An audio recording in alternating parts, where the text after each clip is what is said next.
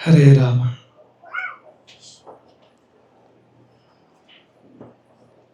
ತಸೇ ದಿಶೆ ಸತತಮಂಜಲಿರೇಷ ನಿತ್ಯಂ ಪ್ರಕ್ಷಿಪ್ಯತೆ ಮುಖರಿತಾಲಯುತಪ್ರಸೂನೈಃ ಜಾಗರ್ತಿ ಯತ್ರ ಭಗವಾನ್ ಗುರುಚಕ್ರವರ್ತಿ ಸೃಷ್ಟಿಸ್ಥಿತಿಪ್ರಲಯ ನಾಟಕ ನಿತ್ಯ ಸಾಕ್ಷಿ.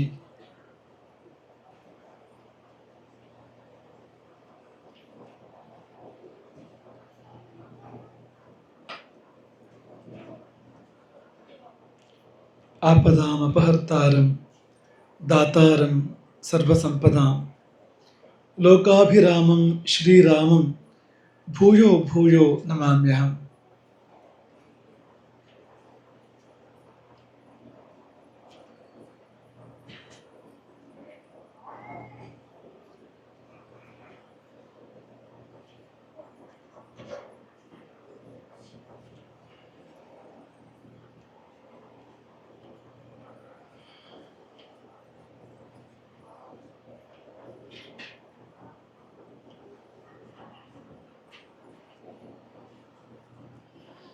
ಮೊತ್ತ ಮೊದಲು ಜಡ್ಡಿನ ಮನೆಯ ಈ ಹೊಸ ಮನೆಯನ್ನು ಅಲಂಕರಿಸಿರುವ ಶ್ರೀ ಸೀತಾರಾಮಚಂದ್ರ ಚಂದ್ರಮೌಳೀಶ್ವರ ರಾಜರಾಜೇಶ್ವರಿಯೇ ಮೊದಲಾದ ಎಲ್ಲ ದೇವತೆಗಳು ಅವರೆಲ್ಲ ಸ್ವರ್ಣ ಮಂಟಪ ಸಂಸ್ಥಿತರು, ಸ್ವರ್ಣಾಲಂಕಾರ ಭೂಷಿತರು. ಅಂತಹ ರಾಮಾದಿ ದೇವತೆಗಳ ದಿವ್ಯ ಸನ್ನಿಧಾನದಲ್ಲಿ ಮೊದಲಾಗಿ ಅನಂತ ಪ್ರಣಾಮಗಳನ್ನು ಸಲ್ಲಿಸ್ತೇವೆ. ನಮಗಾಗಿ ಅಲ್ಲ, ಈ ಮನೆಯವರ ಸಲುವಾಗಿ ಮತ್ತು ನಿಮ್ಮೆಲ್ಲರ ಸಲುವಾಗಿ ನಿಮಗೆಲ್ಲ ಒಳ್ಳೆಯದಾಗಲಿ, ಈ ಮನೆಗೆ ತುಂಬ ಒಳ್ಳೆಯದಾಗಲಿ ಎನ್ನುವ ಪ್ರಾರ್ಥನೆಯೊಂದಿಗೆ ಗಣೇಶನಿಗೆ ಮಾತನಾಡೋದಕ್ಕೆ ಸ್ವಲ್ಪ ಕಷ್ಟ ಆಯಿತು. ನೀವೆಲ್ಲರೂ ಅದನ್ನು ಗಮನಿಸಿದರೆ, ಆದರೆ ಗಣೇಶನಿಗೆ ಮಾತ್ರ ಅಲ್ಲ, ಈ ಸಂದರ್ಭಗಳಲ್ಲಿ ಸಂಸ್ಥಾನಕ್ಕೂ ಕೂಡ ಮಾತಾಡಲಿಕ್ಕೆ ಸ್ವಲ್ಪ ಕಷ್ಟ ಆಗ್ತದೆ. ಯಾಕೆಂದರೆ ಈಗ ನೀವು ಮಹಾಭಾರತದ ಬಗ್ಗೆ ಹೇಳು ಅಂದರೆ 2 ನಿಮಿಷದಲ್ಲಿ ಹೇಳು ಅಂದರೆ ಏನನ್ನು ಹೇಳೋದು? ಮಹಾಭಾರತ ಅಂದರೆ ಅದರಲ್ಲಿ 18 ಪರ್ವಗಳಿದ್ದಾವೆ, ಲಕ್ಷಾವಧಿ ಶ್ಲೋಕಗಳಿದ್ದಾವೆ, ಎಷ್ಟೋ ಸಾವಿರಾರು ಆಖ್ಯಾನಗಳಿದ್ದಾವೆ. ಯಾವುದ್ರ ಬಗ್ಗೆ ಹೇಳೋದು? ಎಷ್ಟೋ ಗೀತೆಗಳು, ಅನುಗೀತೆಗಳು, ವಿಷ್ಣು ಸಹಸ್ರನಾಮದಂಥದ್ದು ಎಲ್ಲ ಇದೆ ಅದರಲ್ಲಿ. ಹಾಗಾಗಿ ಏನನ್ನು ಹೇಳಲಿ ಅನ್ನೋದೇ ಗೊತ್ತಾಗದೆ ಮಾತು ಮೌನ ಆಗಿಬಿಡ್ತದೆ ಅಂತ. ಹಾಗೆ ಈ ನಮ್ಮ ಮತ್ತು ಈ ಮನೆಯ ಸಂಬಂಧ ಕೂಡ ಒಂದು ಮಹಾಭಾರತಕ್ಕಿಂತ ಏನೂ ಕಡಿಮೆ ಇಲ್ಲ. ಆದರೆ ಮಹಾಭಾರತದಂಥ ದುರ್ಭರ ಪ್ರಸಂಗಗಳು ಯಾವುದೂ ಇಲ್ಲಿ ಇಲ್ಲ.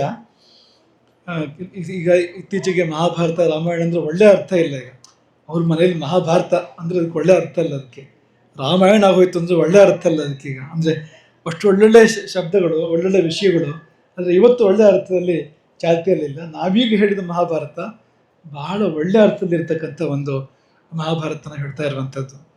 ಅಲ್ಲಿ ಭಾರತ ಅನ್ನುವಾಗ ಭಾ ಅಂದರೆ ಭಾವ, ರ ಅಂದರೆ ರಾಗ, ತ ಅಂದರೆ ತಾಳ. ಈ 3 ನಮ್ಮ ತ್ರಿಕರಣಗಳ ಪ್ರತೀಕ. ಅದು ಭಾವ ಅಂದರೆ ಮನಸ್ಸು, ರಾಗ ಅಂದರೆ ಮಾತು. ರಾಗ ಅಂತ ಹೊರಗೆ ಬರಬೇಕಾದ್ರೆ ಧ್ವನಿಯಿಂದ ತಾನೇ ಹೊರಗಡೆ ಬರಬೇಕು. ಹಾಗಾಗಿ ರಾಗ ಅಂದರೆ ಮಾತು, ತಾಲ ಅಂದರೆ ಕ್ರಿಯೆ, ಕರ್ಮ, ಅದು ಕ್ರಿಯೆ ಇದು. ಹಾಗಾಗಿ ಮನೋವಾಕ್ ಕರ್ಮಗಳು, ಮನಸ್ಸು ಮಾತು ಕೃತಿಗಳು, ಈ 3 ಒಂದಾದರೆ ಅದಕ್ಕೆ ಭಾರತ ಅಂತ ಹೆಸರು. ಈ ಮೂರು ಬೇರೆ ಬೇರೆ ಆಗಬಾರ್ದು. ಅಂದರೆ ಮನಸ್ಸಲ್ಲೊಂದು, ಮಾತಲ್ಲೊಂದು, ಕೃತಿಯಲ್ಲೊಂದು ಆಗಬಾರ್ದು. ಮನಸ್ಸಲ್ಲೂ ಒಂದೇ, ಮಾತಲ್ಲೂ ಒಂದೇ, ಕೃತಿಯಲ್ಲೂ ಒಂದೇ. ನಾವು ನೆನಪು ಮಾಡ್ಕೊಳ್ತಾ ಇರ್ತೇವೆ ಯಾವಾಗಲೂ. ಸಜ್ಜನರ ಲಕ್ಷಣ ಏನು ಅಂದರೆ ಮನಸ್ಸೇಕಂ ವಚಸ್ಸೇಕಂ ಕರ್ಮಣ್ಯೇಕಂ. ಸಜ್ಜನರು ಹೇಗಿರ್ತಾರೆ ಅಂತ, ಮನಸ್ಸಿನಲ್ಲಿಯೂ ಮಾತಿನಲ್ಲಿಯೂ ಕೃತಿಯಲ್ಲಿಯೂ ಒಂದೇ ಅಂತ ಆ ಅರ್ಥದಲ್ಲಿ ಇರುವಂಥದ್ದು. ಮನಸ್ಸೇಕಂ ವಚಸ್ಸೇಕಂ ಕರ್ಮಣ್ಯೇಕಂ ಮಹಾತ್ಮನ. ದುರಾತ್ಮರ ಲಕ್ಷಣ ಹೇಳಿ ಅಂದರೆ ಅದು ಕೂಡ ಅದೇ ಅಂತ, ಮನಸ್ಸೇಕಂ ವಚಸ್ಸೇಕಂ ಕರ್ಮಣ್ಯೇಕಂ ದುರಾತ್ಮನ. ಆದರೆ ಹೇಳೋ ಧ್ವನಿ ಬೇರೆ ಅಂತ. ಮನಸ್ಸಲ್ಲೊಂದು, ಮಾತಲ್ಲೊಂದು, ಕೃತಿಯಲ್ಲೊಂದು ಅಂದರೆ ದುರಾತ್ಮರು. ಮನಸ್ಸಿನಲ್ಲೂ ಒಂದು, ಮಾತಿನಲ್ಲೂ ಒಂದೇ, ಕೃತಿಯಲ್ಲೂ ಒಂದೇ ಅಂದರೆ ಅದು ಮಹಾತ್ಮರು ಅಂತ. ನಮ್ಮ ಮಧ್ಯೆ ಮಹಾಭಾರತ ನಡೆದಿದೆ ಅಂದರೆ ನಾನು ಹೇಳೋಕೆ ಹೊರಟಿದ್ದೇನೆಂದರೆ, ಮನಸ್ಸಲ್ಲೂ ಮಾತಲ್ಲೂ ಕೃತಿಯಲ್ಲೂ ಬೇರೆ ಇರಲಿಲ್ಲ ಅಂತ. ಇಷ್ಟು ವರ್ಷಗಳಲ್ಲಿಯೂ ಕೂಡ ಇಷ್ಟಾರು ಘಟನೆಗಳ ಮಧ್ಯದಲ್ಲಿ ಮನಸ್ಸು ಬೇರೆ ಆಗಿದ್ದು, ಮಾತು ಬೇರೆ ಆಗಿದ್ದು, ಕೃತಿ ಬೇರೆ ಆಗಿದ್ದು ಇಲ್ಲದೇ ಇರೋದ್ರಿಂದ ಆ ಅರ್ಥದ ಭಾರತ ಮಹಾಭಾರತ ಇದು ಎಂಬುದಾಗಿ ನಾವು ಭಾವಿಸುವಂಥದ್ದು. ಈಗ ಗಣೇಶ ಇಷ್ಟೆಲ್ಲ ಸೇವೆ ಮಾಡಿದ್ದು, ಮನೆಯವರು ಸೇವೆ ಮಾಡೋದಕ್ಕೆ ಅನುವು ಮಾಡಿಕೊಟ್ಟಿದ್ದು, ಕೊಡಿಸ್ಕೊಟ್ಟಿದ್ದು, ಅದು ಸರಿಯಾಗಿದ್ದು ಗೊತ್ತಾಗೋದು ಹೇಗೆ? ಅದು ಸರಿಯಾಗ್ತಾ ಇಲ್ಲೋ ಗೊತ್ತಾಗೋದು ಹೇಗೆ? ದೇವರಿಗೆ ಮುಟ್ತೋ ಇಲ್ಲೋ ಗೊತ್ತಾಗೋದು ಹೇಗೆ? ರಾಮದೇವರಿಗೆ ಪ್ರೀತಿ ಆಯ್ತು ಇಲ್ಲೋ ಗೊತ್ತಾಗೋದು ಹೇಗೆ? ಪ್ರಮಾಣ ಏನು ಅದಕ್ಕೆ? ಈಗ ವ್ಯಾವಹಾರಿಕವಾಗಿ ಕಾಗದ ಪತ್ರಗಳನ್ನು ಪ್ರಮಾಣ ಇಟ್ಕೊಳ್ತಾರೆ. ಇದು ಹಾಗೆ ಬರುವಂಥದ್ದಲ್ಲ. ರಾಮದೇವರಲ್ಲಿ ಕಾಗದ ಪತ್ರಗಳು ನಡೆಯೋದಿಲ್ಲ. ಮುಟ್ಟಿತು ಪ್ರೀತಿ ಆಯಿತು ಅಂತ ಗೊತ್ತಾಗೋದು ಹೇಗೆ? ಹೇಗೆ ಅಂದರೆ ಬೇರೆ ಏನೂ ಇಲ್ಲ. ರಾಮದೇವರು ಈ ಮನೆಗೆ ಬಂದಿದ್ದು ಅದೇ ಒಂದು ಪ್ರಮಾಣ ಮೊದಲನೇದಾಗಿ. ಎರಡನೇದಾಗಿ ರಾಮದೇವರು ಇಳಿಯುವಾಗ, ವಾಹನದಿಂದ ರಾಮದೇವರು ಕೆಳಗೆ ಇಳಿಯುವ ಬಾಗಿಲು ತೆಗೆದು ಇನ್ನೇನು ರಾಮದೇವರು ಹೊರಗಡೆ ಬರಬೇಕು ಅನ್ನೋ ಸಮಯದಲ್ಲಿ ಒಂದು ಹೂವು ಮಳೆ ಬಂದಿತ್ತು, ಚಿಕ್ಕ ಮಳೆ. ಜಡಿ ಮಳೆ ಆದರೆ ಅದೇನು ಒಳ್ಳೆ ಲಕ್ಷಣ ಅಂತ ಕರ್ಸ್ಕೊಳ್ಳೋದಿಲ್ಲ, ಹಾಳಲ್ಲ ಅದೇನು, ಮಳೆಯಲ್ಲೂ ಶುಭವೇ. ಆದರೆ ಆ ಹೂ ಮಳೆ ಅಂದರೆ ಹೂ ಬಿದ್ದಾಗ ಬೀಳಬೇಕು, ಜಡಿ ಮಳೆ ಅಂದರೆ ಅದು ಕಲ್ಲು ಬಿದ್ದಾಗ ಬೀಳ್ತದೆ. ಅದು ಹೂ ಬಿದ್ದಾಗ ಬೀಳಬೇಕು ಮಳೆ ಅಂತ, ಯಾರಿಗೂ ಏನೂ ತೊಂದರೆ ಆಗಬಾರದು. ಅಂಥದ್ದೊಂದು ಮಳೆ ನಿನ್ನೆ ಬಂದು ಹೋಗಿದೆ. ರಾಮದೇವರು ಇಳಿಯುವಾಗ ಆರಂಭ ಮಾಡಿ ಇಲ್ಲಿ ಒಳಗೆ ಬರೋದಕ್ಕಿಂತ ಮೊದಲೇ ಅದು ಮುಕ್ತಾಯ ಆಗಿದೆ ಅದು ಅಂತ. ಆ ಹೂ ಮಳೆ ಅನ್ನೋದು ಯಾರೋ ಮೇಲೆ ಕೂತವ್ರು ಕೊಡಿಸ್ಕೊಟ್ಟಿದ್ದು ಅಂತ ಅರ್ಥ. ಅದು ಅಲ್ಲಿಂದ ಬರೋದಲ್ವ, ಅದು ಮೇಲಿಂದ ಬರೋದಲ್ವ. ಹಾಗಾಗಿ ಇಲ್ಲಿ ಯಾರಿದ್ದು ಅಲ್ಲ, ಅದು ಮೇಲೆಲ್ಲೋ ಮೋಡಗಳ ಆಚೆ ಕೂತವ್ರು ಯಾರೋ ಆ ಮಳೆಯನ್ನು ಇಲ್ಲಿಗೆ ಕಳಿಸ್ಕೊಟ್ಟಿದ್ದಾರೆ. ಯಾಕೆ ಕಳಿಸ್ಕೊಟ್ಟಿದ್ದು ಅಂದರೆ ಇಲ್ಲಿಯ ಸೇವೆ ಸಂದಿದೆ, ತೃಪ್ತಿಯಾಗಿದೆ, ಹಾಗಾಗಿ ನಾನು ಈ ಮನೆಗೆ ಬರ್ತಾ ಇದ್ದೇನೆ ಅನ್ನೋದಾಗಿ ರಾಮದೇವರದ್ದು ಭಾಷೆ ಆ ಮಳೆ ಹೊರತು ಬೇರೆ ಏನೂ ಅಲ್ಲ ಅಂತ. ಹಾಗಾಗಿ ಆ ರೀತಿ ಒಂದು ಹೂಮಳೆ. ಇನ್ನು ಸಂಸ್ಥಾನ ಬರೋಕ್ಕಿಂತ ಮುಂಚೆ ಒಂದು ಸರ್ತಿ ನೆಲ ಎಲ್ಲ ತೊಳೆದು ಸ್ವಚ್ಛ ಮಾಡುವಂಥ ಮತ್ತೊಂದು ಮಳೆ, ಅದು ಜಡಿ ಮಳೆ ಅಲ್ಲ, ಆದರೆ ಒಂಚೂರು ನೆಲ ಒದ್ದೆ ಆಗುವಷ್ಟು ಅಷ್ಟು ಮತ್ತೊಂದು ಮಳೆ. ಆ ಎರಡು ಮಳೆಗಳು ಒಂದು ರಾಮಪ್ರೀತಿ ಮತ್ತೊಂದು ಗುರುಪ್ರೀತಿಯ ದ್ಯೋತಕ ಎಂಬುದಾಗಿ ನಾವು ಭಾವಿಸುವಂಥದ್ದು ಅಂತ. ಇನ್ನು ಮಠದಲ್ಲಿ ಈ ಪದಾಧಿಕಾರಿಗಳು ಅಥವಾ ಈ ಹೊಣೆಗಾರಿಕೆಗಳು ಸಾಮಾನ್ಯವಾಗಿ ತಾನಾಗಿ ಬರ್ತವೆ, ಸಹಜವಾಗಿ ಬರ್ತವೆ. ನಮ್ಮ ಈ ಪರಿವಾರ ಅನ್ನೋದು ಕೂಡ ಹಾಗೆ, ಹೆಚ್ಚಿನವರು ಕೂಡ ಅದು ಹೇಗೆ ಬಂದೆ ಅಂತಲೇ ಗೊತ್ತಿಲ್ಲ ಅಂತ ಅನ್ನೋ ಹಾಗೆ ಬಂದು ಸೇರಿರ್ತಾರೆ. ಅಥವಾ ಪ್ರಧಾನ ಪದಾಧಿಕಾರಿಗೆ ಹೋದವರು ಕೂಡ ಅನೇಕರು ಹೇಗೆ ಇಲ್ಲಿಗೆ ಬಂದೆ ಅಂತಲೇ ಗೊತ್ತಿಲ್ಲದೆ ಅಲ್ಲಿಗೆ ಬಂದಿರ್ತಾರೆ. ಅಂದರೆ ಎಲ್ಲೋ ಬಂದು ಒಂದೊಂದು ಹೆಜ್ಜೆ ಮುಂದೆ ಬರ್ತಾ ಕೊನೆಗೊಂದು ದಿವಸ ನಾನು ಎಲ್ಲಿದ್ದೇನೆ ಅಂದರೆ ಕೇಂದ್ರದಲ್ಲಿ, ಸರಿಯಾಗಿ ಮಧ್ಯದಲ್ಲಿ, ಕೇಂದ್ರದಲ್ಲಿ ಅನ್ನುವಾಗ ಆಗೋದನ್ನು ನಾವು ಕಾಣ್ತೇವೆ. ಈ ಗಣೇಶ ಅದಕ್ಕೆ ಉದಾಹರಣೆ. ಗಣೇಶನಿಗೆ ಗೊತ್ತಿಲ್ಲ ಗಣೇಶ ಎಲ್ಲಿ ಹೋಗಿ ಮುಟ್ತಾನೆ ಅನ್ನೋದು, ಗಣೇಶನಿಗೆ ಗೊತ್ತಿಲ್ಲ, ಗಣೇಶನನ್ನು ಕರ್ಕೊಂಡು ಬಂದಿರಿಗೂ ಗೊತ್ತಿಲ್ಲ.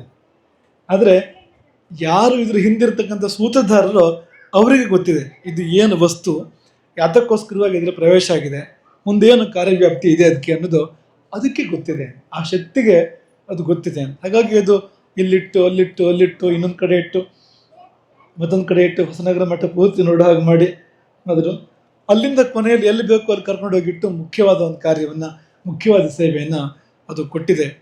ಆಗ ಇದು ಅವನ ಅಪೇಕ್ಷೆ ಪಟ್ಟಿದ್ದೇನೂ ಇಲ್ಲ. ಅದಕ್ಕಾಗಿ ಈ ಲಾಭಕ್ಕಾಗಿ ಲಾಭಿ ಅಂತಿರ್ತದೆ ನೋಡಿ, ಒಂದು ಅಂಥದ್ದೇನೂ ಇಲ್ಲ ಇಲ್ಲಿ. ತಾನಾಗಿ ಅವನು ಎಷ್ಟೋ ಕಾಲ ಎಲೆಮರೆಯ ಕಾಯಿಯಾಗೇ ಇದ್ದವನು. ಸ್ವಭಾವ ಈಗಲೂ ಕೂಡ ಹಾಗೆ. ಅದು ಎಷ್ಟೋ ಕಾಲ ಯಾರೂ ಹೆಚ್ಚು ಗಮನಿಸದೇ ಇರುವಂತೆ ಇದ್ದಿದ್ದೇ ಹೌದು. ಆದರೆ ಕೊನೆಗೊಂದು ಸಂದರ್ಭ ಬಂತು, ನೀವು ಪ್ರಾಮಾಣಿಕ ಸೇವೆ ಮಾಡ್ತಾ ಇದ್ದರೆ ಒಂದು ಕಾಲ ಬರ್ತದೆ, ನೀವೇನು ಪ್ರಯತ್ನ ಮಾಡಬೇಕಾಗಿಲ್ಲ, ತಾನಾಗಿ ಒಂದು ಕಾಲ ಬರ್ತದೆ, ಆ ಕಾಲದಲ್ಲಿ ಆಗಬೇಕಾದ್ದೆಲ್ಲ ಆಗ್ತದೆ, ಸಮಾಜ ಮತ್ತು ಪ್ರಪಂಚ ಗುರುತಿಸುವಂತೆ ಆಗ್ತದೆ ಅಂತ. ಇದೇ ಉದಾಹರಣೆ ಅಂತ. ಹಾಗಾಗಿ ನಮ್ಮ ಗಣಪತಿಯ ನಿವೃತ್ತಿಯ ನಂತರ, ಗಣಪತಿ ಶಾನುಭೋಗರ ನಿವೃತ್ತಿಯ ನಂತರ ಗಣೇಶ ಪೂರ್ತಿ ಮುಖ್ಯ ಭೂಮಿಕೆಗೆ ಬರುವಂತಾಯಿತು. ಒಂದು ಹಂತದಲ್ಲಿ ಮಠದ ಇಡೀ ಆರ್ಥಿಕ ಜವಾಬ್ದಾರಿ, ಸಾಂಪತ್ತಿಕ ಜವಾಬ್ದಾರಿ, ಮತ್ತೊಂದು ಹಂತ ಬಂದಾಗ ಮಠದ ಸುರಕ್ಷೆಯ ಜವಾಬ್ದಾರಿ ಕೂಡ. ಇದು ಒಂದೊಂದು ಕೂಡ ದುಸ್ಸಾಧ್ಯವಾಗಿರ್ತಕ್ಕಂಥ ಹೊಣೆಗಾರಿಕೆಗಳು.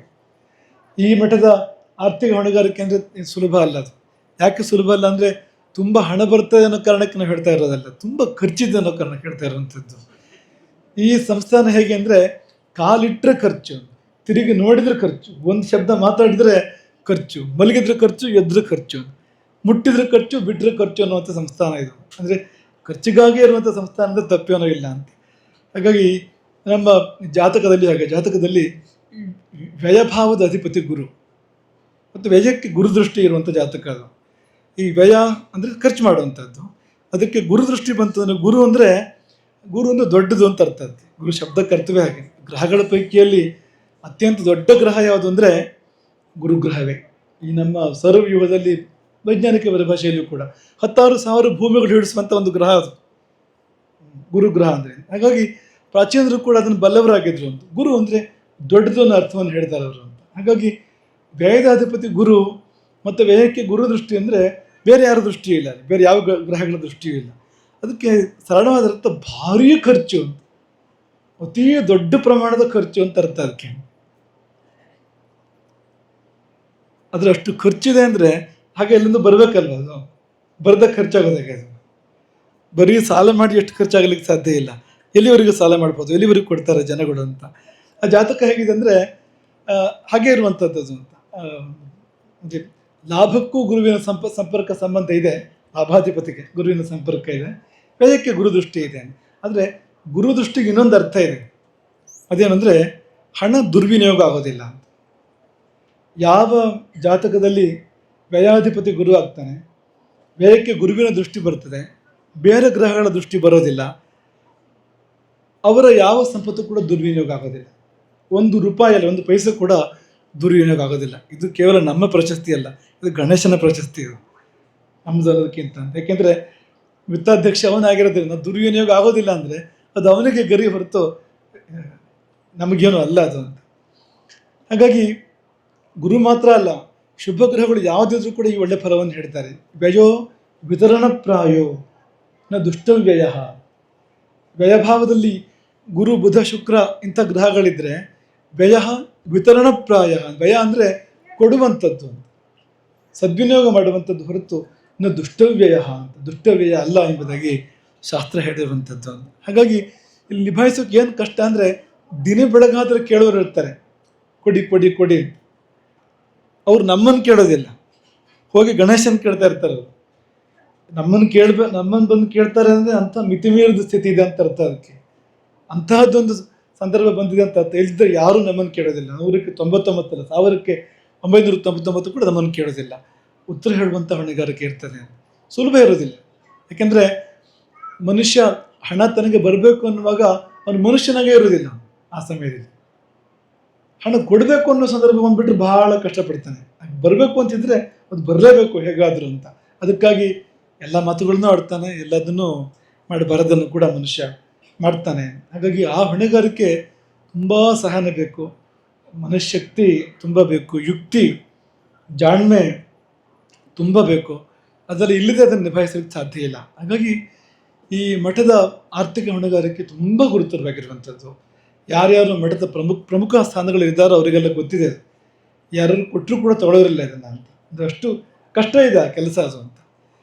ಹಾಗೆ ಸುರಕ್ಷೆ ಇನ್ನೂ ಕಷ್ಟದ್ದು ಈ ಮಠದ್ದು.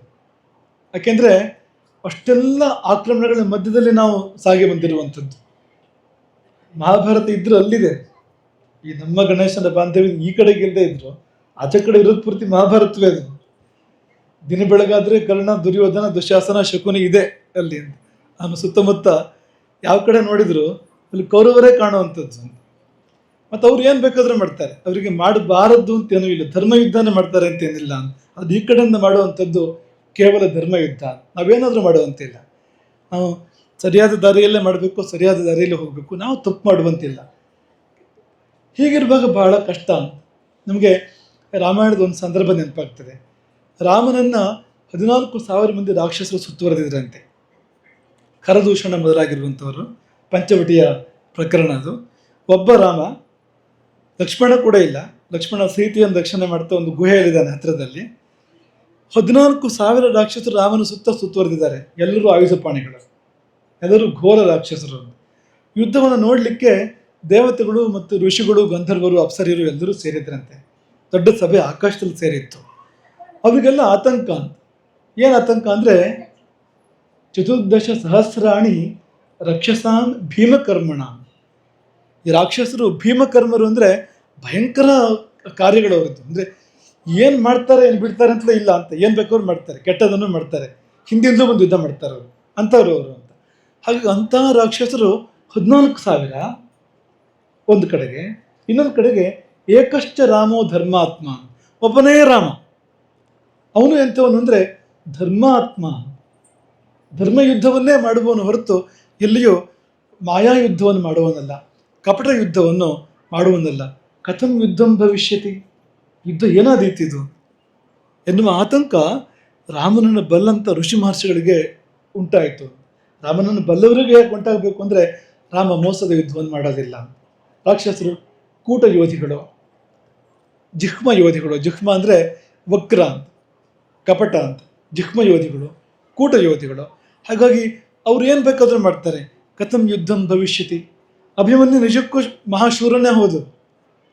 ಅಭಿಮನ್ಯುವಿನ ಒಟ್ಟಿಗೆ ಧರ್ಮಯುದ್ಧವೇ ನಡೆದಿದ್ರೆ ಅವರು 6 ಜನ ಮಹಾರಥರಿರಲಿ, 9 ಜನ ಮಹಾರಥರಿರಲಿ, ಅವ್ರು ಗೆಲ್ಲೋದಕ್ಕೆ ಸಾಧ್ಯ ಇರಲಿಲ್ಲ. ಅವರು ವಂಚನೆ ಯುದ್ಧವನ್ನು ಮಾಡಿದಾಗ ಮಾತ್ರವೇ ಅಭಿಮನ್ಯುವಿಗೆ ಹಿನ್ನಡೆ ಆಗಿರುವಂಥದ್ದು. ಈ ಪ್ರಸಕ್ತಿ ರಾಮನಿಗೆ ಬಂದರೆ ಎಂಬುದಾಗಿ ಅವರು ಆತಂಕಪಟ್ಟರು ಎಂಬುದನ್ನು ನಾವು ಕೇಳ್ತೇವೆ. ಇದೇ ಥರದ ಸಂದರ್ಭ ನಮಗಿದ್ದಿದ್ದು, ಮಠಕ್ಕಿದ್ದಿದ್ದು ಅಂತ. ಎಲ್ಲ ಕಡೆಗೆ ವಿರೋಧಿಗಳು ಅಥವಾ ಶತ್ರುಗಳು, ಅವರಿಗೆ ಧರ್ಮ ಇಲ್ಲ, ಅವರಿಗೆ ನೀತಿ ಇಲ್ಲ, ಅವರಿಗೆ ಒಳ್ಳೆಯದು ಅನ್ನೋದು ಗೊತ್ತಿಲ್ಲ, ಅವ್ರು ಯಾವ ಮಟ್ಟಕ್ಕೂ ಇಳಿತಾರೆ. ಇಂಥವರಿಂದ ಮಠವನ್ನು ಕಾಯಬೇಕು ಅಂದರೆ ತುಂಬ ಜವಾಬ್ದಾರಿ ಇದೆ. ಈ ಎರಡೂ ಕ್ಷೇತ್ರ ಹೇಗೆ ಅಂದರೆ ನಾವು ಹೆಚ್ಚು ಗಮನ ಕೊಡೋದಿಲ್ಲ ಅನ್ನುವಂಥ ಕ್ಷೇತ್ರ, ನಮ್ಗೆ ಆಸಕ್ತಿ ಇಲ್ಲದಿರೋ ಕ್ಷೇತ್ರಗಳು. ಈಗ ಸಂಪತ್ತಿನ ಬಗ್ಗೆ ನಮ್ಗೆ ಆಸಕ್ತಿ ಇಲ್ಲ, ನಾವು ಅದ್ರ ಹಿಂದೆ ಹೋಗೋದಿಲ್ಲ, ಏನು ಬಂತು ಎಷ್ಟು ಬಂತು ಅಂತ ನೋಡೋದಿಲ್ಲ. ಇಷ್ಟು ಕಾಲದ ನಮ್ಮ ಚರಿತ್ರೆಯಲ್ಲಿ ಯಾರಾದರೂ ಒಬ್ಬ ಶಿಷ್ಯ ಎಷ್ಟು ಕಾಣಿಕೆ ಹಾಕಿದೆ ಅಂತ ನಾವು ನೋಡಿದ್ದಿಲ್ಲ, ಕೇಳಿದ್ದೂ ಇಲ್ಲ ಅಂತ, ಇಷ್ಟು ಕಾಲದಲ್ಲಿ ಕೂಡ ಅಂತ. ಒಂದು ಕಡೆ ಹೋಗಿ ಬಂದರೆ ಅಲ್ಲಿ ಏನು ಬಂತು ನಾವು ಕೇಳಿದ್ದಿಲ್ಲ ಇಲ್ಲಿ ತನಕ ಅಂತ. ಆ ಮನಸ್ಥಿತಿ ನಮಗಿಲ್ಲ. ಹಾಗಾಗಿ ಆ ಹೊಣೆಗಾರಿಕೆ ಇರುವವರಿಗೆ ಅದರ ಭಾರ ತುಂಬ ಇರ್ತದೆ. ಸುರಕ್ಷೆ ಕೂಡ ಹಾಗೆ, ಅದು ರಾಮನಿಗೆ ಸೇರಿದ್ದು. ನೀತಿ ಹೇಗೆ ಅಂದರೆ ಎಲ್ಲಿವರೆಗೆ ನಮಗೆ ರಾಮನ ಸೇವೆ ಮಾಡುವಂಥ ಕರ್ತವ್ಯಗಳಿದೆಯೋ ಅಲ್ಲಿವರೆಗೂ ರಾಮನೇ ಕಾಪಾಡ್ತಾನೆ, ಆಮೇಲೆ ನಮಗೂ ಬೇಡ ಅಂತ ಅದ ನಂತರ ಅಂತ. ಆ ನೀತಿ ಇದ್ದಿದ್ದರಿಂದಾಗಿ ನಾವು ತುಂಬ ಗಮನ ಕೊಡಲಿಲ್ಲ ಸುರಕ್ಷೆ ಬಗ್ಗೆ. ನಿಜವಾಗಿ ಹೇಳಬೇಕು ಅಂದರೆ ಬಹಳ ಕಡಿಮೆ ನಾವು ಗಮನ ಕೊಟ್ಟಿರೋವಂಥದ್ದು ಅಂತ. ಹಾಗಾಗಿ ಇಂಥ 2 ಭಾರೀ ಹೊಣೆಗಾರಿಕೆಗಳು 10 ಜನ ಸೇರಿದ್ರು ಕೂಡ ಮಾಡೋದಕ್ಕೆ ದುಸ್ಸಾಧ್ಯ ಅನ್ನುವಂಥ ಹೊಣೆಗಾರಿಕೆಗಳು ಒಬ್ಬನ ಕೈಯಲ್ಲಿ. ಎಳ ವಯಸ್ಸು. ನಮ್ಮ ಚಿಕ್ಕ ವಯಸ್ಸಲ್ಲಿ NDV ಭಟ್ ಅಂತ ಒಬ್ಬರು ನ್ಯಾಯಮೂರ್ತಿಗಳು ನಮ್ಮ ಬಗ್ಗೆ ಒಂದು ಮಾತನ್ನು ಹೇಳಿದರು. ನಮ್ಮ ಗುರುಗಳು ಎಳೆಯ ಹೆಗಲುಗಳ ಮೇಲೆ ಹಳೆಯ ತಲೆಯನ್ನು ಹೊತ್ತಿದ್ದಾರೆ ಅಂತ ಒಂದು ಮಾತನ್ನು ಹೇಳಿದರು. ನಮಗೊಂದು 27-28 ವರ್ಷದ ವಯಸ್ಸಿರ್ಬೋದು ಆ ಸಮಯದಲ್ಲಿ. ಆ ಸಮಯದಲ್ಲಿ ಅವ್ರಿಗೊಂದು ಅಭಿಮಾನದಲ್ಲಿ ಹೇಳಿದ್ದು, ಅದಕ್ಕಿಂತಲೂ ಕಡಿಮೆನೇ, ಒಂದು 25 ವರ್ಷದ ಹಿಂದೆ ಮುಂದೆ ಇರ್ಬೋದು. ಎಳೆಯ ಭುಜಗಳ ಮೇಲೆ ಹಳೆಯ ತಲೆಯನ್ನು ಹೊತ್ತಿದ್ದಾರೆ. ಈ ಗಣೇಶ ಅಂತವನು ಅಂತ, ಅವನು ಎಳೆಯ ಹೆಗಲಾದರೂ ಕೂಡ ಹಳೆಯ ತಲೆ ಎನ್ನುವಂತೆ ಅದನ್ನು ಈ ಹೊಣೆಗಾರಿಕೆಗಳನ್ನು ಅವನು ನಿಭಾಯಿಸ್ತಾ ಬಂದಿದ್ದು. ಎಲ್ಲಿಯೂ ಬಿಟ್ಕೊಡ್ಲಿಲ್ಲ, ಎಲ್ಲಿಯೂ ತಪ್ಪಾಗಲಿಲ್ಲ, ಎಲ್ಲಿಯೂ ಚ್ಯುತಿಯಾಗಲಿಲ್ಲ, ಎಲ್ಲಿಯೂ ಒಂದು ಬೆರಳೆತ್ತಿ ತೋರಿಸುವಂತೆ ಇದು ಸರಿಯಾಗಲಿಲ್ಲ ಅಂತ ಹೇಳುವಂತೆ ಆಗಲಿಲ್ಲ. ನಮ್ಮ ನೆಮ್ಮದಿ ಅವನು ಕೆಡಿಸಲಿಲ್ಲ, ಯಾವಾಗಲೂ ನಮ್ಮ ನಿದ್ದೆಗೇನು ಕೊರತೆ ಆಗಲಿಲ್ಲ. ಈ ಇಷ್ಟು ವರ್ಷದ ಅವಧಿಯಲ್ಲಿ ಹಣಕಾಸಿನ ಕಾರಣಕ್ಕೋ ಅಥವಾ ಸುರಕ್ಷೆ ಕಾರಣಕ್ಕೋ ನಾವು ನಿದ್ದೆ ಬಿಟ್ಟಿದ್ದು ಒಂದಿನವೂ ಇಲ್ಲ, ಒಂದು ಗಂಟೆಯೂ ಇಲ್ಲ, ಒಂದು ಕ್ಷಣವೂ ಇಲ್ಲ. ಅದಕ್ಕಾಗಿ ನಿದ್ದೆ ಬರದೇ ಇದ್ದಿದ್ದು ಅನ್ನೋ ಸಂದರ್ಭ ಇಲ್ಲ. ಕಾರಣ ಏನಂದರೆ ಸೇನಾಪತಿಗಳು ಹಾಗಿದ್ದಾಗ ರಾಜ ನೆಮ್ಮದಿಯಾಗಿ ನಿದ್ದೆ ಮಾಡ್ಬೋದು ಅಂತ. ನಮ್ಮ ಸುಯೋಗಿ ಅಂದರೆ ನಮ್ಮ ಸೇನಾಪತಿಗಳೆಲ್ಲ ಅಂಥವ್ರು. ಈ ಗಣೇಶ ಒಂದು ಉದಾಹರಣೆ. ಇನ್ನು ಅನೇಕರು ಈ ರೀತಿಯ ಪ್ರಾಮಾಣಿಕರಾದ ಸೇವಕರು, ಸಮರ್ಥರಾದ ಸೇವಕರು ಹೊಣೆಗಾರಿಕೆಗಳನ್ನ ಹೊತ್ತು ದುಡಿದಿದ್ದರಿಂದಾಗಿ ಮಠ ಇವತ್ತು ಈ ಸ್ಥಿತಿಯಲ್ಲಿ ಇರುವಂಥದ್ದು ಅಂತ. ಹಾಗಾಗಿ ಅವರು ಬೇರೇನು ಬಯಸಲಿಲ್ಲ, ಅವರೊಂದು ವಾತ್ಸಲ್ಯ ಪ್ರೀತಿಯನ್ನು ಬಯಸಿದ್ದು ಪೀಠದಿಂದ ಹೊರತು ಅದು ಬಿಟ್ಟು ಬೇರೆ ಯಾವ ಹಣವನ್ನಾಗಲಿ ಅಥವಾ ಅಧಿಕಾರವನ್ನಾಗಲಿ ಬಯಸಲಿಲ್ಲ ಅಂತ. ಮಠದ ಒಂದು ನೀತಿ ಏನಂದರೆ ಯಾರು ಅಪೇಕ್ಷೆ ಪಡ್ತಾರೋ ಅವರಿಗೆ ಪದಾಧಿಕಾರವನ್ನು ಕೊಡಬಾರ್ದು, ಯಾರು ಬೇಡ ಅಂತ ಹೇಳ್ತಾರೋ ಅವರಿಗೆ ಕೊಡಬೇಕು. ಯಾಕೆಂದರೆ ಯಾರು ಹುದ್ದೆಯನ್ನು ಬಯಸ್ತಾನೋ ಅಂಥವ್ರಿಗೆ ಕೊಟ್ಟರೆ ಅವನಿಲ್ಲಿ ಬಂದು ರಾಜಕಾರಣ ಮಾಡ್ತಾನೆ, ಅವನು ಹುದ್ದೆಯಲ್ಲೇ ಕಾಯಿ ಮಾಡ್ಲಿಕ್ಕೆ ಪ್ರಯತ್ನ ಮಾಡ್ತಾನೆ, ತನಗೆ ಬೇಕಾದವ್ರನ್ನು ಕೂಡಿಸ್ಕೊಳ್ಳೋದಕ್ಕೆ ಗುಂಪು ಕಟ್ಟಲಿಕ್ಕೆ ಅವನು ಹೊರಡ್ತಾನೆ, ಮತ್ತು ಮಾಡಬಾರದನ್ನು ಕೂಡ ಮಾಡ್ತಾನೆ ಅವನು. ಹಾಗಾಗಿ ಲಾಭಾಕಾಂಕ್ಷಿಗಳು, ಸ್ಥಾನಾಕಾಂಕ್ಷಿಗಳಿಗೆ ಮಠದಲ್ಲಿ ಸ್ಥಾನ ಸಿಗಬಾರ್ದು.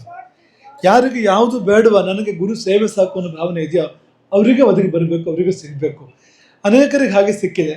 ಎಲ್ಲಿಯಾದರೂ 1-2 ಕಡೆ ಅಪೇಕ್ಷೆ ಪಟ್ಟವರಿಗೆ ಸಿಕ್ಕಿದ್ದು ತೊಂದರೆ ಆಗಿದೆ. ಅವನ ಮನಸ್ಸಲ್ಲಿ ಬೇಕು ಅಂತಿತ್ತು ಸಿಕ್ಕಿದೆ ಅಂತ ಆದರೆ ಅದು ಕಿರಿಕಿರಿಯೇ, ಅದು ಸಮಸ್ಯೆ ಅದು. ಆದರೆ ಯಾರಿಗೆ ಅಪೇಕ್ಷೆ ಇಲ್ವೋ ಸ್ಥಾನ ಸಿಕ್ಕಿದೆಯೋ ಅವರಿಂದ ಮಠಕ್ಕೆ ಒಳ್ಳೆಯದಾಗಿದೆ, ಸಮಾಜಕ್ಕೆ ಒಳ್ಳೆಯದಾಗಿದೆ. ಇದೆಲ್ಲ ಅಂಥ ಉದಾಹರಣೆಗಳು ಎಂಬುದಾಗಿ ನಾವು ಭಾವಿಸುವಂಥದ್ದು. ಹಾಗಾಗಿ ತುಂಬ ಮುಖ್ಯವಾಗಿರುವಂಥ ಒಂದು ಭೂಮಿಕೆ, ಒಂದು ಪಾತ್ರ, ಅದನ್ನು ಗಣೇಶ ನಿಭಾಯಿಸ್ತಾ ಬಂದಿದ್ದು ಮತ್ತು ಸೈ ಅನ್ಸ್ಕೊಂಡಿದ್ದು. ಯಾಕೆಂದರೆ ಅದೆರಡೂ ಸ್ಥಾನ ಹೇಗಿದೆ ಅಂದರೆ, ಆರ್ಥಿಕ ಹೊಣೆಗಾರಿಕೆಯಲ್ಲಿ ಎಷ್ಟೇ ಸರಿಯಾಗಿ ಮಾಡಿದರೂ ಕೂಡ ಮಾತುಗಳು ಬರೋದು ತುಂಬ ಸುಲಭ ಇದೆ. ಕೆಟ್ಟ ಮಾತುಗಳು ಬರುವಂಥ ಜಾಗ ಅದು. ಹಾಗೆ ಸುರಕ್ಷೆ ವಿಷಯದಲ್ಲಿ ಒಂದು ಸಣ್ಣ ವ್ಯತ್ಯಾಸ ಆದರೆ ಮುಳುಗಬಹುದು ಮಠವೇ, ಸರಿಪಡಿಸಲಾರದ ಅನರ್ಥ ಆಗ್ಬೋದು. ಎರಡು ಜಾಗ ಅಷ್ಟು ಸೂಕ್ಷ್ಮ ಇರುವಂಥದ್ದು. ಹಾಗಾಗಿ ಈ ಒತ್ತಡವನ್ನು ತಾಳ್ಕೊಂಡು ಅವನು ಇಲ್ಲಿವರೆಗೂ ಬಂದಿದ್ದಾನೆ. ಮನೆಯವರ ಸಹಕಾರ ತುಂಬ ಇದೆ. ಮೊನ್ನೆ ಗಣೇಶನ ಅಮ್ಮ ಬಂದು ನಮ್ಮನ್ನು ಕೇಳಿದಾಗ, ಅವನು ಕೇಳಲೂ ಇಲ್ಲ, ಅವ್ನು ವರ್ಷಕ್ಕೊಂದ್ಸತಿ ಮನೆಗೆ ಬರೋದು ಕಷ್ಟ ಅಂದ್ರೆ ತಪ್ಪಿಲ್ಲ. ಯಾವಾಗ ಬಂದಿದ್ದಾನೆ ಹಿಂದೆ, ಅದು ಈ ತಯಾರಿಗೋಸ್ಕರ ಈ ಬಂದು ಕೆಲವು ದಿವಸ ಇದ್ದಿದ್ದು ಹೊರತು, ಇದ್ದಿದ್ದರೆ ಮಠದಲ್ಲಿ ಈ ಮನೆಯಲ್ಲಿ ಇಷ್ಟು ದಿವಸ ಇದ್ದಿದ್ದು ಅನ್ನೋದೇ ಇಲ್ಲ. ವರ್ಷಕ್ಕೊಮ್ಮೆಯೂ ಕಷ್ಟ ಎನ್ನುವಂಥ ವಾತಾವರಣ ಅಲ್ಲಿ. ಹಾಗಾಗಿ ಪಾಪ ಆಕೆಯೇ ಬಂದು ನಮ್ಮಲ್ಲಿ ಮನೆಗೆ ಮೊಗ್ಗಾಮಾಗಬೇಕು ಅಂತ ಕೇಳಿದಾಗ ನಾವು ಹೇಳಿದ್ದು, ನಿನ್ನ ಮಗ ಒಳ್ಳೆ ಸೇವೆ ಮಾಡ್ತಾ ಇದ್ದಾನೆ ಮಠದಲ್ಲಿ ಅಂತ ಹೇಳಿದಾಗ ಆಕೆ ಹೇಳಿದ್ದು, ಮಾಡಲಿ, ಇನ್ನು ಒಳ್ಳೆ ಇರಲಿ, ಇನ್ನೂ ಸೇವೆ ಮಾಡಲಿ. ಗಣೇಶ್ ಬೇರೆ ಮಾತಾಡುವಾಗಿಲ್ಲ. ಯಾಕೆಂದರೆ ಗಣೇಶ ಹೇಳಿದೇನಿದೆ, ಗಣೇಶನ ಅಮ್ಮ ಬಂದು ಆ ಕಡೆಗೆ ಇರಲಿ, ಒಳ್ಳೆ ಇರಲಿ, ಸೇವೆ ಮಾಡ್ಕೊಂಡಿರಲಿ, ನಾವಿಲ್ಲೆಲ್ಲ ನೋಡ್ಕೊಳ್ತೇವೆ, ತೊಂದರೆ ಇಲ್ಲ ಅಂತ ಹೇಳಿದ್ರಿಂದ ಇನ್ಯಾವ ಥರ ಗಣೇಶ್ ಬಂದು ಮನೆ ಕಡೆ ತೊಂದರೆ ಇದೆ ಅಂತ ಹೇಳೋ ಪ್ರಸಕ್ತಿ ಇಲ್ಲ. ಇನ್ನು ಅಮ್ಮನೇ ಆ ಅಧ್ಯಾಯವನ್ನು ಮುಕ್ತಾಯ ಮಾಡಿದ್ರಿಂದ ಅದೇನು ಹೇಳುವಾಗಿಲ್ಲ ಇನ್ನು ಅಂತ. ಆದರೆ ನಾವು ಹೇಳಿದ್ದು ಯಾಕೆ ಅಂದರೆ, ಆ ಮನಸ್ಸು ನೋಡಿ, ಮಕ್ಕಳು ಮನೆಗೆ ಬರಲಿ, ಸೇವೆ ಮಾಡಲಿ ಅನ್ನೋದ್ರ ಬದಲು ಅಲ್ಲೇ ಇರಲಿ, ಇನ್ನೂ ಸೇವೆ ಮಾಡಲಿ, ಹೆಚ್ಚಿನ ಸೇವೆ ಮಾಡಲಿ, ಮನಸ್ಸು ತುಂಬ್ತದೆ. ಕಾಡಿಗೆ ಹೊರಟು ನಿಂತ ಲಕ್ಷ್ಮಣನಿಗೆ ಸುಮಿತ್ರೆ ಹೇಳಿದ ಮಾತು ನೋಡಿ, ತುಂಬ ಪ್ರಸಿದ್ಧವಾಗಿರುವಂಥದ್ದು. ಅಯೋಧ್ಯ ಮಠವೇ ವಿದ್ಯೆ, ಕಾಡೇ ನೆನಪಾಲಿಗೆ ಅಯೋಧ್ಯೆ ಇನ್ನು ಮುಂದೆ ಅಂತ ಲಕ್ಷ್ಮಣನಿಗೆ ಸುಮಿತ್ರೆ ಹೇಳುವಂಥದ್ದು. ಅಯೋಧ್ಯಾಂ ಅಟವೀಂ ವಿದ್ಯೆ, ಕಾಡೇ ನೆನಪಾಲಿಗೆ ಅಯೋಧ್ಯೆ. ಹಾಗೆ ಸೀತೆಯೇ ನಾನು, ಮಾಂ ವಿದ್ಯೆ ಜನಕಾತ್ಮಜಾಂ, ಸೀತೆಯಲ್ಲೇ ನನ್ನನ್ನು ಕಾಣು, ಕಾಡಿನಲ್ಲಿಯೇ ಅಯೋಧ್ಯೆಯನ್ನು ಕಾಣು, ರಾಮನಲ್ಲಿ ದಶರಥನನ್ನು ಕಾಣು. ರಾಮಂ ದಶರಥಂ ವಿದ್ಯೆ ಗಚ್ಚತಾತ ಯಥಾ ಸುಖಂ, ಹೋಗ್ಬಾ ಅಂತ ಒಂದ್ಸಾರಿ ಹೇಳಿಲ್ವಂತೆ. ವಾಲ್ಮೀಕಿ ಹೇಳೋದು, ಗಚ್ಚೇತ್ಯಸಕೃತ ಬ್ರವೀತ್, ಗಚ್ಚ ಇತಿ ಅಸಕೃತ ಬ್ರವೀತ್, ಹೋಗು ಹೋಗು ಹೋಗು ಅಂತ ಅನೇಕ ಬಾರಿ ಹೇಳ್ಬಿಟ್ಲೆ ಅಂತ. ಯಾವ ತಾಯಿಗಾದರೂ ಕೂಡ ತುಂಬ ಒಂದು ಕರುಳು ಚುರುಕನ್ನುವ ಸಂದರ್ಭ ನೋಡಿ. ಕಾಡಿಗೆ ಹೊರಟು ನಿಂತಿದ್ದಾನೆ ಮಗ, ನಾಳೆ ಹೋಗ್ಬೋದಿತ್ತಲ್ಲ ಅಂತಾರು ಹೇಳ್ಬೋದಲ್ಲ. ರಾಮನಿಗೆ ದಶರಥ ಕೌಸಲ್ಯ ಹಾಗೆ ಹೇಳಿದ್ದಾರೆ, ಇರು ನಾಳೆ ಹೋಗ್ಬೋದು, ಕೊನೆ ಪಕ್ಷ ನಾಳೆ ಹೋಗ್ಬೋದು ಅಂತ. ರಾಮ ಅದಕ್ಕೆ ಒಪ್ಪಿಲ್ಲ. ಆದರೆ ಸುಮಿತ್ರೆ ದಶರಥ ಕೌಸಲ್ಯರಿಗಿಂತಲೂ ಗಟ್ಟಿಯವಳು, ತುಂಬ ವಿವೇಕಿಯವಳು. ಹಾಗಾಗಿ ಅವಳು ಲಕ್ಷ್ಮಣನಿಗೆ ಹೋಗು ಹೋಗು ಹೋಗು ಅಂತ, ಗಚ್ಚೇತ್ಯ ಅಸಕೃತ ಬ್ರವೀನ್, ಮೇಲೆ ಮೇಲೆ ಹೇಳಿದ್ಲು ಹೋಗು ಅಂತ. ಲಕ್ಷ್ಮಣನಿಗೇನು ಬೇಜಾರಾಗಲಿಲ್ಲ, ಯಾಕೆಂದರೆ ಅವನು ಅಂಥದ್ದೇ ಮಗ, ಇವಳು ಅಂಥದ್ದೇ ತಾಯಿ ಅಂತ. ಸುಮಿತ್ರೆ ಅಂತ ತಾಯಿ, ಸುಮಿತ್ರೆ ಅಂತ ವ್ಯಕ್ತಿ ತುಂಬ ದುರ್ಲಭ, ತುಂಬ ವಿವೇಕಿ, ತುಂಬ ಪ್ರಾಜ್ಞಳು ಸುಮಿತ್ರೆ. ಹಾಗಾಗಿ ಇದೊಂಥರ ಸುಮಿತ್ರೆಯೇ ಅದು ನಮ್ಮ ಗಣೇಶನಮ್ಮ. ಹೋಗು ಹೋಗು ಅಂತ ಮಠಕ್ಕೆ ಅಂತ ಅಲ್ಲೇ ಸೇವೆ ಮಾಡ್ಕೊಂಡಿರು ಅಂತ ಅನ್ನುವಾಗ ನಮಗದು ನೆನಪಾಗುವಂಥದ್ದು ಈ ಒಂದು ಉದಾಹರಣೆ. ತಮ್ಮಂದಿರು, ನಿಮ್ಮ ದೊಡ್ಡ ಮಗ, ತಮ್ಮಂದಿರು ಎಲ್ಲ ಬಳಗ ತುಂಬ ಸಂತೋಷವಾಗಿ ಅದು ಇರ್ತಕ್ಕಂಥದ್ದು. ಪರಸ್ಪರ ಹೊಂದಾಣಿಕೆ, ಪ್ರೀತಿ, ವಿಶ್ವಾಸ ಎಲ್ಲ ತುಂಬ ಒಂದು ಸಂತೋಷ ಕೊಡುವಂಥದ್ದು. ಇಂಥ ಮನೆಗೆ ನಾವಾಗಿಯೇ ನಾವು ಬರ್ತೇವೆ ಎಂದು ಹೇಳಿ ಬಂದರೆ ಅದೇನು ತಪ್ಪೇನಿಲ್ಲ, ಅದು ತುಂಬ ಸಹಜ. ಈಗ ಅವತ್ತು ಬಂದು ಇಲ್ಲಿವರೆಗೆ ಬಂತದ್ದು, ನಾವಾಗಿ ಬರ್ತೇವೆ ಅಂತೇಳಿ ಬಂದು ಆಮೇಲೆ ಈ ಮನೆ ಬಾಗಿಲವರೆಗೆ ರಾಮದೇವರು ಬಂದು ಹೋಗಿ, ಹಾಗಾದರೆ ರಾಮದೇವರು ಬರ್ತಾರಂತ ಅರ್ಥ. ಯಾವ್ದಾದ್ರು ಮನೆ ಭಾಗದವರೆಗೆ ರಾಮದೇವರು ಬಂತು ಅಂದರೆ ಇಲ್ಲಿವರೆಗೆ ರಾಮದೇವರು ಬಾರದೇ ಹೋದ ಉದಾಹರಣೆಗಳಿಲ್ಲ. ಮನೆಗೆ ರಾಮದೇವರು ಬರುವಂತೆ ಆಗ್ತದೆ ಮುಂದಕ್ಕೆ ಅಂತ. ಅದೆಲ್ಲ ನೆರವೇರಿದ್ದು ತುಂಬ ಸಂತೋಷ. ಹಾಗಾಗಿ ಒಟ್ಟು ಎಲ್ಲವೂ ಕೂಡ ಈ ಮನೆಯಲ್ಲಿ ಅತಿಶಯಿತ, ಯಾವುದು ಅಲ್ಪ ಸ್ವಲ್ಪ ಚೂರು ಪಾರು ಅಂತಲ್ಲ. ಅತಿಶಯಿತ ಅಂದರೆ ತುಂಬ, ಅತೀವ, ಹೆಚ್ಚುಗಾರಿಕೆ, ತುಂಬಿ ತುಳುಕೋದು, ಆ ಅರ್ಥದಲ್ಲಿ ಇರೋ ಶಬ್ದ ಅದು ಅತಿಶಯಿತ. ಅದರಲ್ಲಿ ಈ ಅತಿಶಯಿತದಲ್ಲಿ ಈ ಮನೆಯವರೆಲ್ಲ ಇದ್ದಾರೆ. ಆ ಶಬ್ದದಲ್ಲಿ, ಅತಿಶಯಿತ ಅನ್ನೋ ಶಬ್ದದಲ್ಲಿ ಈ ಮನೆ ಎಲ್ಲರೂ ಕೂಡ ಹೆಚ್ಚಿನವ್ರ ಹೆಸರುಗಳು ಈ 5 ಅಕ್ಷರದಲ್ಲಿ ಬಂದಿದೆ. ಈಗ ಅಪ್ಪ ಲಕ್ಷ್ಮೀನಾರಾಯಣ, ಯ, ಅದು ಅತಿಶಯಿತ ಅನ್ನುವಾಗ ಯಕಾರ ಬಂದಿದೆ ಅಲ್ಲ, ಅಲ್ಲಿ ಹಾಗೆ ಬಂದಿದೆ. ಹಾಗೆ ಅಮ್ಮ ಪದ್ಮಾವತಿ, ಏನಂತದ್ದು ಪದ್ಮಾವತಿ, ಅತಿಶಯಿತ ಅನ್ನುವಾಗ ಅತಿ ಅನ್ನೋದು ಅದು ಪದ್ಮಾವತಿ. ಇನ್ನು ಉಳಿದ ಸುಲಭ ಇದೆ, ಗಣೇಶ, ಪ್ರಕಾಶ, ಹರೀಶ ಅನ್ನುವಾಗ ಎಲ್ಲ ಶಾ ಶಾ ಶಾ ಬಂದಿರೋಂಥದ್ದು ಪೂರ್ತಿದು.